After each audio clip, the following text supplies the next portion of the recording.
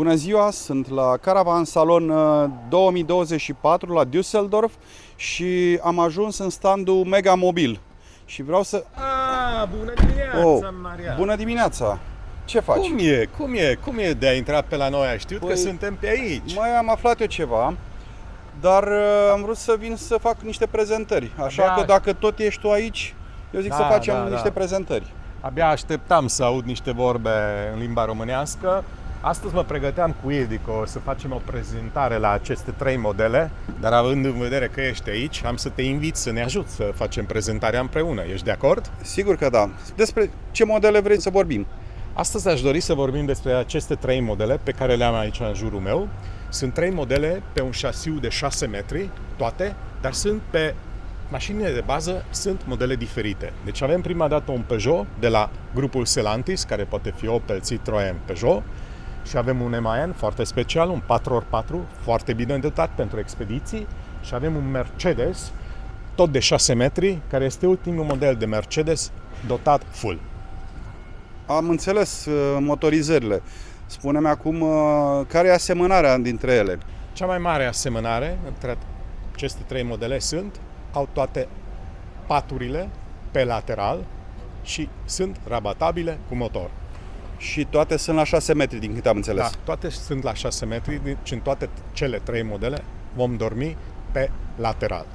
Toate cele 3 modele, dar toate modelele de la Mega Mobil au baie enorm de mare, baia conține 2 compartimente. Compartimentul dușului, compartimentul WC-ului cu chiuveta WC-ului. Noi, la Mega Mobil, avem o baie extrem de mare, în jur de 110 cm, cu o lățime de 74 cm, care, pentru sportivi, pentru noi care stăm foarte mult off-camping, este un avantaj extraordinar de mare. Bun, și acum spunem care sunt diferențele între, că trebuie să fie, în afară de faptul că sunt motorizări diferite, care ar fi diferențele? Diferențele mari, o diferență avem la MAN-ul acesta din fața noastră, care este un 4x4, Mercedes-ul este un brand exclusiv, o mașină foarte bine dotată și avem o diferență extraordinar de mare în momentul de față la acest model. Acest model îl avem aici expus cu un pop-up roof care face parte din unul dintre cele mai bune pop-up roof-uri, care se numește SkyUp, vine din Italia și e un brand foarte, foarte cunoscut, face o calitate extraordinar de bună. Poți să mi-l arăți și mie? Cum să nu? Hai să începem. Și dacă am să te rog să ne ajuți și tu un pic, pentru că mai cunoști modelele noastre, să ne ajuți în prezentare, hai să intrăm înăuntru. Știm de la modelele, astea sunt clasice, la modelele Mega Mobil. Am văzut și în celelalte filmări la celelalte modele. Aici văd că acest model are plită cu inducție, chiuveta de la Dometic, acolo este un blat de lucru. Calitatea materialelor îmi place foarte mult la cei de la Mega Mobil. Aici este raftul de deasupra zonei de bucătărie, spații de depozitare, frigiderul Tedford cu congelator, patul în spate. Patul aici în spate este pe lat. Aici avem zona de baie.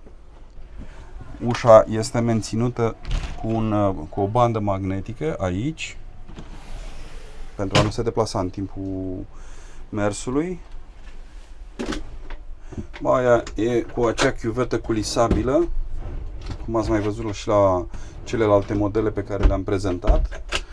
Aici este o toaletă Clesana care nu folosește apă, e cu săculeți. Ușa care este din plexiglas și separă zona de toaletă față de zona de duș. Am închis și acum este asigurat în timpul deplasării, nu se deschide.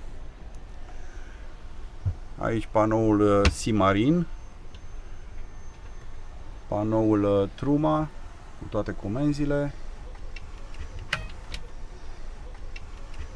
Încă un sertar aici cu 2 spații de depozitare. Aici este postul de conducere cu cele 2 scaune rotative, dar observ aici o chestie nouă, ceva de la Teleco, Ultra Comfort. Ce este asta, Laszlo? Da, Mariane, avem o noutate extraordinar de mare de la Teleco. Toate mașinile care vin de la grupul Stellantis pot fi dotate cu aer condiționat pe 230 de la firma Teleco, care este o noutate extraordinar de mare, pentru că avem un sistem foarte bine gândit, integrat în interiorul mașinii, sub bordul mașinii, deci o să evităm să avem aer condiționat pe acoperiș. Vom avea un confort extraordinar de mare la toate aceste modele. Foarte interesant acest concept. Nu mai pui, într-adevăr, nu mai pui aerul condiționat deasupra, nu mai găurești tabla sus și practic montezi aici în zona șoferului, în postului de conducere și e foarte mult mai ok. Da, sperăm că acest model va avea un succes foarte mare, pentru că noi l-am testat, funcționează extraordinar de bine, ne conduce aerul condiționat în spate, fără a avea probleme, putem să reglăm temperaturile, să reglăm partea ventilației, este ceva foarte, foarte bine gândit, va fi foarte util pe viitor. Spune-mi, asta îl pot monta ulterior pe mașină sau vine montat din fabrică? Cum e treaba? Deocamdată, acest model de aer condiționat va fi montat din fabrică, trebuie comandat împreună ca un extra când comandăm șasiul de bază și atunci el va fi integrat direct din fabrică în producție. E mult mai bine așa. Acum spune-mi un pic aici, văd că acest model are o plită în loc de aragaz, plită prin inducție. Da, într-adevăr, în acest model nu avem gaz, deci e un campervan fără gaz. Sunt mulți clienți din partea noastră care doresc această posibilitate. Deci acest model este dotat cu un panou solar de 200 de W. Avem un invertor pe sinus de 2500 și cu această tehnologie alimentăm această plită electrică. Interesant. Hai să vedem cum e cu pop-up roof-ul. Asta este scara de acces sus în pop-up roof, care este foarte ușoară. Imediat ți-o reglez. Hai, fă o vizionare. S-a montat scara aici, în zona livingului, în dreptul mesei. Și acum avem acces la pop-up roof. Sus aici, în pop-up roof, este un pat mare de 2,10 metri pe 145. În cap lejer 2 persoane aici. Avem 2 ferestre stânga-dreapta, una este cu plastic, iar în partea asta este pentru aerisire și plasa antițânțare. Văd că deasupra există și o trapă destul de mare, un dometic.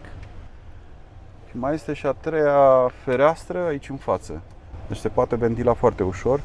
Acest pop-up roof de la SkyUp poate fi achiziționat în 3 variante.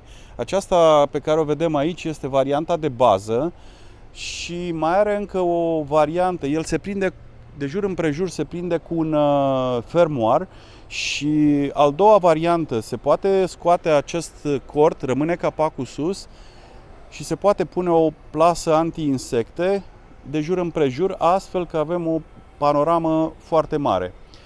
A 3-a variantă, putem scoate la fel acest cort pe care îl vedeți acum aici și se pune un al 3-lea cort care are o izolație ce ține până la minus 15 grade iarna, așa că se poate folosi inclusiv pe perioada iernii.